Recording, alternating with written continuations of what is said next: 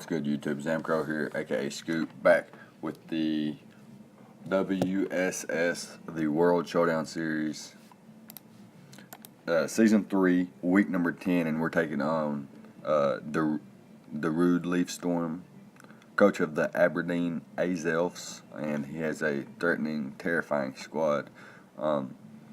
Quickly going to go over his squad.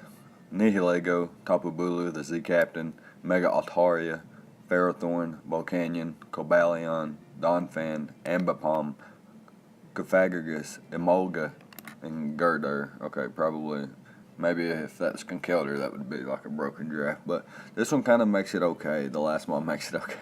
No, it really don't. This is a fairly solid draft, in my opinion.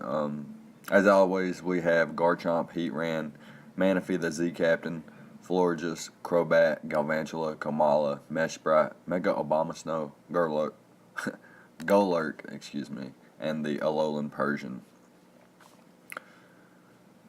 So we come into the league, and I believe we inherited a 4-2 record, I'm pretty sure. And we started out in week 7, and we've managed to come and make, I think we dropped one game. And we're sitting at 6-3 going into this match. We got 2 games left, so we need a win here, and we need a win next week as well. But next week doesn't matter until we get the first win. So that's the plan here, and I've built a team that I'm pretty proud of, to be honest. My opponent, like I said, had a very threatening squad, and I was able to build a Golurk and a Heatran that I was really happy about, as well as a Manaphy. Actually, I just like my team. I'm about to go the fuck over it. Alright, so my Manaphy is basically a check to the Volcanion. It's nice for the Donphan as well, but mostly there for the Volcanion. It's really nice. Can take basically any hit the Volcanion has. Can Toxic it. I am faster unless it's a Scarf, and if it's a Scarf, it's easier to deal with my Manaphy anyway. That being said, I have a Manaphy here with 96 speed EVs with a timid nature, with 172 speed F EVs and 240 HP EVs. This gives me a lot of special bulk, especially to take on. I can even come in on Nihilego if I have to. Don't necessarily want to, especially since he does bring the Volcanion. Definitely want to use this as a Volcanion check. I have other ways of dealing with Nihilego anyway. So, yeah, I got the Scald, the Ice Beam, the Toxic, and the Protect, basically there to Toxic Style the Volcanion and make sure that's in range of either of my 2 Revenge Killers. Well, I guess Golurk's not really a Revenge Killer since I'm slower, but I can take one hit if he's, like, not a boosting item and perhaps not modest Volcanion. My Golurk could potentially live a hit, just depending on his set. If he has investment, then it's most likely going to knock me out, especially if it's the Steam Eruption. But yeah, Manaphy's there, and it's a really solid check to Volcanion. Not really going to run an offensive Manaphy this week with a Volcanion around like that anyway. So next up, we got the Garchomp. We got the Substitute Swords Dance, Earthquake, and the Poison Jab. So basically, this thing can go ham if there's a number of certain circumstances. So first of all, I need to be behind a substitute because he does have mons that can revenge kill me if they are faster, like Nihilego, Cobalion,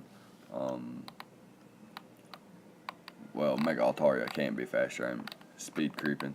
But yeah, if he has enough investment on things like Girder with the Ice Punch or something like that, it could be very threatening.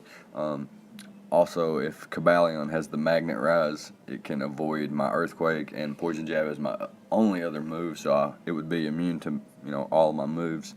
And Nihilego is faster as well and could revenge kill me with something like Hidden Power Ice or Dazzling Gleam if I am low enough.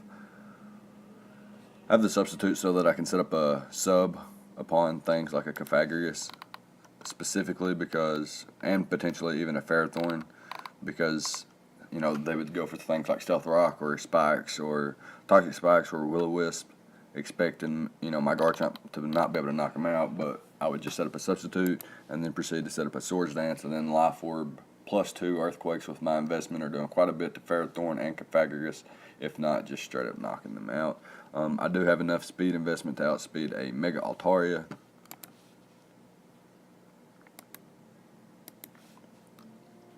And everything's slower than that, which is a lot of things on this team. So the only thing that can outspeed me, like I said, is the Cabalion, the Ambipom, and the Nihilego. So, yeah, I have 20 EVs in special defense and 176 EVs in HP. Makes me quite bulky. Can take, well, like again, it's dependent on his set, but I can take a Steam Eruption, Power Gem, Sludge Wave, Dazzling Gleam from Nihilego. Like I said, Ferrothorn is not doing too much damage to me. I survive Cabalions, Iron Head in close combats with ease with my bulk investment. And yeah, Pythagoras can't break my sub with Shadow Ball unless he is offensively invested, which is really, really nice. Next up, we have a Choice Scarf Heat Ram. It's a pretty cool set this week with Fire Blast, Flamethrower, Flash Cannon, and Toxic. Once the Volcanion goes down and everything has prior trip damage, this thing just can win with its respective stab, Fire Blast, Flamethrower, and Flash Cannon. I got the Toxic there because he did have the Volcanion, which could come in on me and I could just Toxic it. He could also bring in the Dawn Fan on me, and if an Assault Vest variant or something like that could take a couple hits. And then I would just rather Toxic it and then switch out into something accordingly. I have enough speed to outspeed Choice Scarf, Tapu Bulus, just in case, you never know. And yeah, that's basically it. Got the Flash Fire there, can come in on Predicted Will-O-Wisp from a Pythagoras or something like that, and potentially get that Flash Fire boost and put in the work with Flamethrower or Fire Blast. I wanted to run Modest this week, but it really couldn't afford to not speed creep the Tapu Bulu. Next up, we're going to have the Crobat, Ozzy Osbourne the Crobat, the Black Sludge, a defensive Crobat this week with Taunt, Sludge Bomb, Heat Wave, and Roost. Yeah, it's just a kind of a utility mon there for longevity. Taunts the Ferrothorn, taunts the Mega Altaria, can do massive damage back to both. Oko's the Tapu Bulu with Sludge Wave. Ferrothorn takes a lot unless it's like an Aqua Berry or a very Spadef.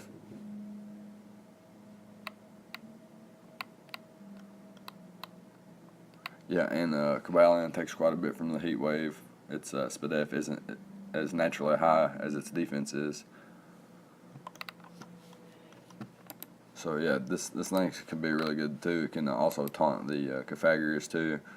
He could potentially bring something like a Nihilego or Pythagoras with Toxic Spikes, so I could potentially lead with my Crobat and taunt them. However, I do bring Manaphy, Heatran, and Garchomp, which could all potentially be leads. So I don't really see him leading off with the Nihilego, although it's very possible. He could lead off with the Pythagoras, but I do have a potential Golurk lead as well, so it's very tricky on what I could lead with. Next up, my Stealth Rocker is going to be Meshbright, a defensive variant with quite a bit of speed. Enough speed to outspeed the Tapu Bulu with Stealth Rock, U-Turn, Psychic, and the Hidden Power Poison. Psychic's there, and it's really nice to weaken things like Dawn Fan and Cabalion, Pythagoras, Nihilego even. The Hidden Power Poison does a lot to Tapu Bulu if not knocks it out, unless it's like bulk invested or has the poison reducing berry. So yeah, it's a pretty cool set for Meshbright. Can't necessarily take on, but can take a hit from Mega Altaria, Tapu Bulu, Volcanion, Cabalion, etc., Ambipom, etc., and can dish a little bit back with Psychic or U-Turn out and re-grab the momentum for maybe Heatran or Garchomp to come in and get a revenge kill. So yeah, it's going to be really nice there, and I have the leftovers for longevity. Next up, last but not least, is a Iron Fist Leftovers Spadef variant of Golurk with Earthquake, Shadow Punch, Ice Punch, and Fire Punch. Pretty cool set this week. Fire Punch there, obviously, for the Ferrothorn. Earthquake hits everything. Tapu Bulu is not hit by the earthquake, obviously, but it can't come in on a shadow punch and an ice punch. But obviously, I would probably switch out, predicting it to be, a lot faster than me. So, but it's not going to appreciate coming in on a shadow punch or potentially an ice punch. Ice punch also hits the Dawn Fan. Fire punch also hits the Cabalion. Yeah, the Cabalion, in case he is like Magnet Rise or Shookaberry, and it would have to be obvious for me to predict him to be Magnet Rise or Shookaberry, but otherwise I would just probably click Earthquake. But if I do predict something like that and click the Fire Punch, then you know why. Earthquake, Oko's the Nihilego, even if it is Shookaberry. I do have enough investment for that, and like I said, quite a bit of SPDEF investment, because this is more so my Nihilego switching can come in on the Sludge Wave and the Power Gem pretty effectively because it resists both. So yeah, that's going to be that, and now we can hop into the battle and get into what's going on here. So I'm going to lead with the Mesh Brat, predicting basically anything. Just in case he wanted to lead with Tapu Bulu, I wanted to be in an okay position, so I didn't want to lead with Manaphy. Otherwise, I was leading with Manaphy 100% because I felt it was the best matchup. But just in case he led with the Tapu Bulu, I wanted to lead with my Mesh Brat so I could just get at my rocks and maybe U-turn out or something like that. He is going to lead with the Cofagrigus as I get at my rocks, and he goes for the Toxic Spikes. So already kind of putting the pressure on there with Toxic Spikes. Really good play on his part, and he goes straight up for the Shadow Ball on the following turn as I go into my Choice Scarf Heat Ran and throw out the Toxic as he goes for another Shadow Ball. Shadow Ball, putting me under half. So now I'm under half, and I know I can't knock this thing out, so I'm going to switch out to my Crobat. I know I can take the Shadow Ball here, but he actually switches into his Nihilego there. I'm not sure what he's predicted on my part, but here I'm just going to switch out to my Mesh Brat. I'm going to take less than half from the Power Gem, and I can proceed to Psychic here, or I could just U-turn out. I'm just going to go Psychic, though, just in case he wanted to stay in. But he's going to switch out to his Dawn Fan, and I'm going to be able to 2-hit KO this thing after the switch in. So, after the switch in, yeah. So, and I get a SPDEF drop, but it doesn't matter because it would be a 2-hit KO regardless. Unless he decides to preserve this thing. I'm just going to click the Psychic once more as he does decide to preserve that thing, and he goes into the Tapu Bulu. And here I am faster than this, and I do pack the Hidden Power Poison. And Psychic isn't a 2-hit KO, so I'm going to go for the Hidden Power Poison here, and he's not Choice Scarf. And we're going to pick up the surprise knockout on the Tapu Bulu. I could have packed Ice Beam there too, I guess, but Hidden Power Poison worked well. Really happy for that. Here he goes into the Cofagrigus, and I'm just going to switch out into my Crobat because I know I can take any hit and just go into Crobat and roost off the damage. And he doesn't know if I have Defog yet. I don't, but I could potentially make him think I do, and he might want to go into like Nihilego here or something. And he is going to choose to go into Nihilego as I actually go for the taunt. I didn't want him Will-O-Wisping me on my roost, so I went for the taunt first. Unfortunately, he does pull the switch into Nihilego, and I'm not going to be able to get my roost up yet. So I'm going to switch out here into my Golurk, take this Power Gem, takes less than 20%. Fortunately, I do get Toxic, so, or Poison from the Toxic Spike, so that's a bit unfortunate. Just going to click Earthquake here. Really nothing can switch in on it, unless it was like Air Balloon, Cabalion or something like that, but he had revealed that he's not Air Balloon so far. Here I could stay in and click Earthquake, but in case he is very invested, I don't want to lose my Golurk yet. It can still put in a lot of work. Oko and Nihilego and Cofagrigus as they stand. So I'm just going to switch out to my Manaphy here. This is designed to beat this thing 1v1 with Toxic Protect. And I'm taking less than 20% from the Steam Eruption. Unfortunately, he did get the Toxic Spikes up, so he is in a really, really good position.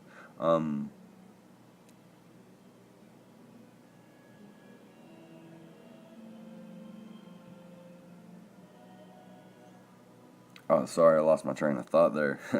Anyways, oh my goodness, where did I go? I literally zoned out. I wasn't even talking. I zoned out for a second. Anyways, I'm not going to be able to 1v1 this thing, obviously, because I got Toxic and he's taking a lot less damage than I am. But I am going to make the plays here of Ice Beaming every play so that I am getting some kind of damage off on everything. Like, he knew I wasn't going for the scald there, so it was a good play for him to switch out to the Cophagus. But here, I'm just going to go for the Ice Beam again, as he thought I would go for the scald so he could get the water absorb and get a little HP back. But I'm not going to allow that to happen. Manaphy is going to go down here, so I'm just going to bring in my Garchomp to Revenge Kill with the Earthquake. Nothing can switch in on this once again. And yeah, without the grassy terrain, his team is really weak to Earthquake spam. So really happy I brought my Garchomp and my Golurk. He brings in the Cophagus here. I'm assuming this thing is probably very defensive and can live one Life Orb Earthquake. But I'm not going to chance it yet. I'm just going to sack off my Crobat yet. There's a chance I live that, but he got a good roll, and I did die, so I can't risk the damage off there. I'm going to go out into my Golurk here and not play any games. Just going to click the Shadow Punch. Unfortunately, I maybe should have clicked Earthquake there so that I had Iron Fist still.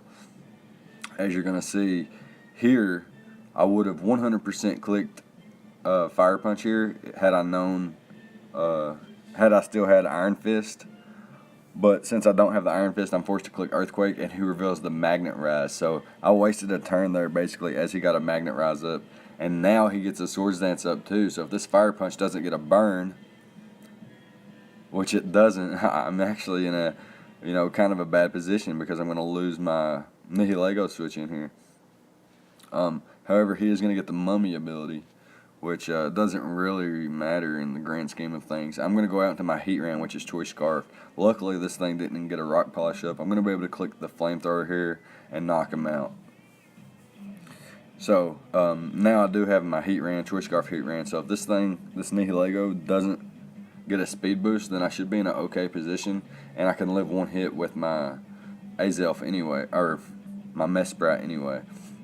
He's going to reveal the Dazzling Gleam and that he is not choice locked here, and take out my Garchomp, get the special attack boost, but I can still live any one hit. I'm going to go into my Mesprit and just click the Psychic and guarantee that he's in Flash Cannon range so that I can Revenge Kill him with my Heatran, and that's going to be GG unless he were to somehow get a speed boost as well, which he doesn't.